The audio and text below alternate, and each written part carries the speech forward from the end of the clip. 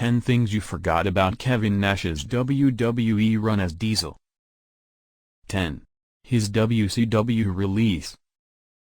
For several years before coming to the WWE, Nash was drowning in WCW.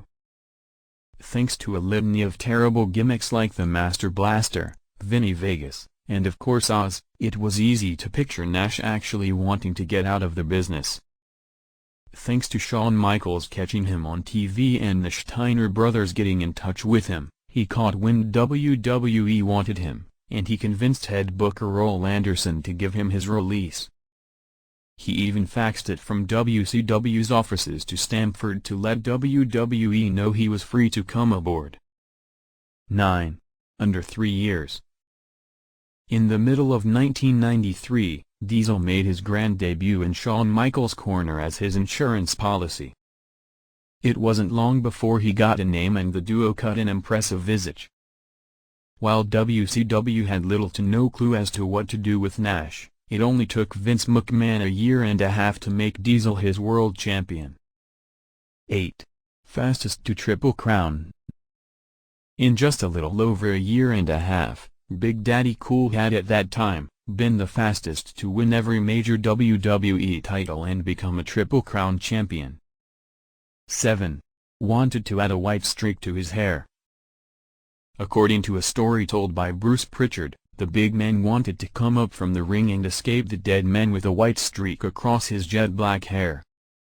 While the reality was Nash was getting tired of dyeing his hair, it still would have helped to sell even further just how terrified Diesel was of The Undertaker without saying it. 6. Didn't want to leave for WCW.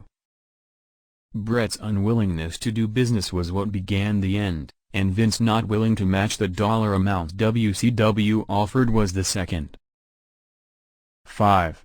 Returned at the 40-man Rumble. But for the first and so far only 40-man Royal Rumble, it wasn't Nash that made his return after the TNA run. In 2011, Diesel was entry 32 in the Rumble. 4. Kevin Nash's 2011 return was one of the weirdest ever. The engines started revving and Diesel's laid-back trucker theme rang throughout the arena. Big Daddy Cool as a character had made his return to the WWE after nearly 20 years away. 3. What a pittance. One of the stranger things that happened during Diesel's run in WWE was defaming the tag team titles. Around the same time that Cactus Jack was spitting on the WCW tag team title, Diesel was heaving the WWE tag team title to the floor, stating what a pittance, in regard to still having the tag belts despite just losing the IC title to Razor Ramon earlier in the evening. Not coincidentally, Jack got fired by WCW for his actions. Meanwhile, Diesel's star continued to rise. To the Diesel spot. While guys have been alone in the ring before Diesel was in the Royal Rumble, Nash is the reason that it's called the Diesel spot.